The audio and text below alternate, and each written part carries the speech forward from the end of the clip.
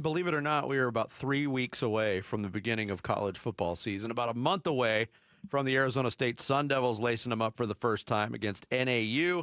Here to talk Sun Devils and college football with us, ESPN college football analyst, and more importantly, former Sun Devil and NFL quarterback, Brock Osweiler, our guest here on the Arizona Sports Line. Brock, good morning. Good morning. How you guys doing? Good. We're talking in glowing terms about the defending Big 12 champion Sun Devils, which if you would have told me that we would be talking about this morning a year ago, I would have told you were nuts. But here we are because of what Kenny Dillingham and company have accomplished. Real broad question to start. The Big 12, we talked about the landscape in the Big 12, Brock. It's not top heavy, but it's very deep. How do you kind of shape up ASU's chances to repeat as champions this year? Yeah, I mean, you hit the nail on the head. You know, the competitive balance throughout the Big 12 conference this year is really impressive. You know, I think when you look at Arizona State and their chance to repeat as champs, you're going to say it's great, right? They return 17 starters from a team that already knows how to win a championship.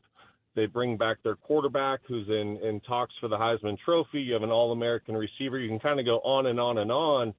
But then when you really dive into the conference and you start looking at what Texas Tech did in the offseason and who they return at quarterback, when you look at Baylor and how they finished the year, 6-game win streak in the regular season, and then a shootout with LSU. When you look at Kansas State, if they're able to put it together, you know, I really think that game between ASU and Kansas State in Manhattan, it was early November last year, and ASU jumped on them early in the first quarter. There were some turnovers. Sam played really, really well, threw a couple touchdowns. I really think that was the game that decided who was going to go to the Big 12 title between ASU and Kansas State. I think Kansas State will be right there again next year. And then there's Iowa State. You know, they're returning their quarterback, 3-year starter, ton of talent.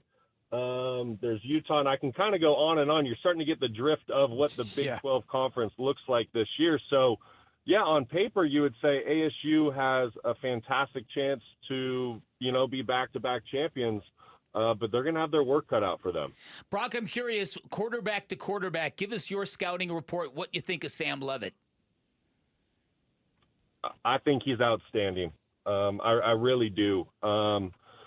You know, this might be going out on a limb, but I think he has proven this on the field, so it's really not going out on a limb. I think he has a chance to go down as the best Sun Devil to ever play quarterback. Wow. I really do believe that. You know, if you think about the fact that he's only a sophomore and he has an opportunity for 3 more full seasons as the starter, think about what he can accomplish. Think about what he's already accomplished. You know, I think the thing that makes him such a great player, there's 2 things.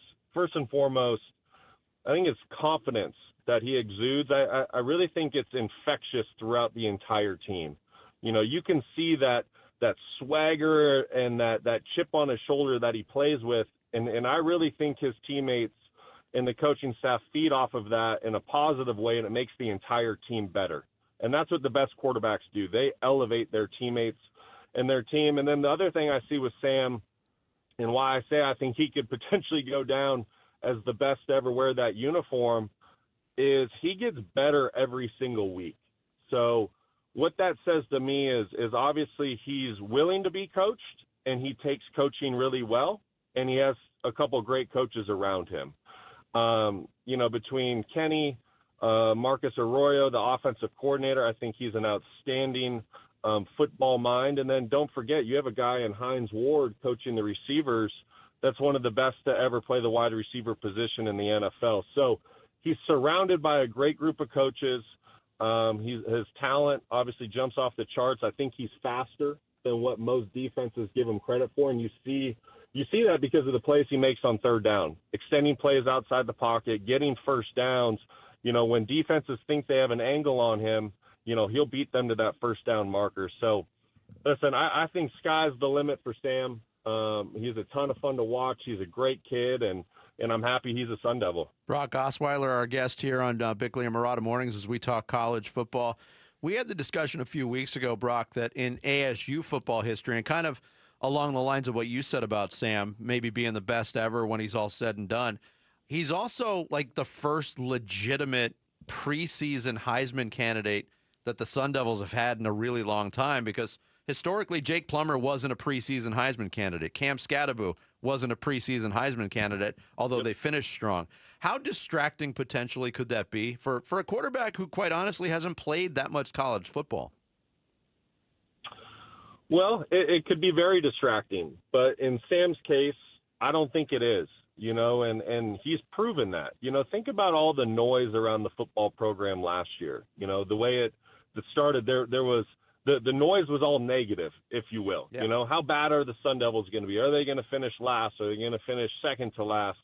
And he was able to drown all of that out and focus on what truly mattered and put together a special season. And then as the season went along, and the hype and the noise and the conversations in the media and locally got louder and louder and louder, he started playing his best football. So I think in a lot of ways, Sam probably uses that for fuel. I think he uses that for motivation, almost even as a challenge. And so I don't think that conversation is too big for Sam. Brock, I think you had a really interesting career. Clearly, you set Denver up for that Super Bowl win in Super Bowl 50. A lot of people think you kind of got jobbed out of that starting quarterback position. You had that incredible win over Tom Brady and the Patriots in that run. You went to Houston. Things didn't go well. I remember reading that you had a cable man come to install cable in Arizona, and he was a Texans fan, and he told you, "I don't like you, dude." So I'm curious, how do you look back on your NFL career? And what does it mean to you from a pride standpoint to see ASU kind of get this new elevation in college football? It's a really loaded question, but simply put, I would say this. I am grateful for the time and experiences that I got, whether it was in college football or pro football. I look back and I think there's been so many fantastic football players that, whether it was due to circumstance, or an injury or some other bad fortune of luck, they didn't get the 7 years in the National Football League that I did, or the 1 year of being a starter at Arizona State. Sure. I would be lying if I said I didn't, when I look back at ASU and you say, gosh, it was only 1 year. Heck yeah, I'd love to come back and play for that senior year, looking back a little bit, and, try to cement my legacy as a Sun Devil. And to think about what we could accomplish. But then if you look at why I left, well, the entire coaching staff was fired and this, that, and the other. And then so it seemed like the best opportunity was to go to the NFL. And so that's how my story at ASU ended. And then you go to the NFL, and, yeah, I'd be lying if I didn't say, yeah, shoot, I wish I was still playing. And I wish I had a 15-year career and won a bunch of Super Bowls as a starter and this, that, and the other. But that's just not how it goes. College football is hard. The National Football League is hard. So much about having success at those levels is about finding yourself in the right situation at the right time. And, put it this way, I have no regret on anything. I worked as hard as I could every single day. My main goal as a football player was always to be a great teammate. That was number one. And so I can walk away from my time at ASU, I can walk away from my time in the NFL and say, hey, I know I checked that box. And once again, I receive more than most people ever will when it comes to those. So, like I said, you always want more. You wish you got to play more games. You wish you were able to, cement a legacy. And that's what I'm saying about Sam. Sam gets 3 more years as the starting quarterback at ASU if he wants it. And that's special. That, think about that. If he truly stays for the next 3, he's going to have a chance to push for, I don't know, 12,000, 13,000, 14,000 career yards, maybe even more, 100-plus touchdowns. I mean, and that's what I'm saying. He has an opportunity to cement himself as one of the greatest, if not the greatest, to come out of Tempe, which is really special. Brock, great to talk Great to you. stuff, Thanks so Brock. much for joining us. Hopefully we can chat during the season as well. Anytime, guys. Thank you for having me. All right, thanks. That's a Brock Osweiler, college football analyst for ESPN. who did something at ASU that no Bears quarterback has ever done. He threw for 4,000 yards in a single season. He was fantastic. He joined us on the Arizona Sports Line. Thanks for watching Bickley and Marotta. Click to see the latest Bickley Blast and hit the button in the middle to subscribe to Arizona Sports.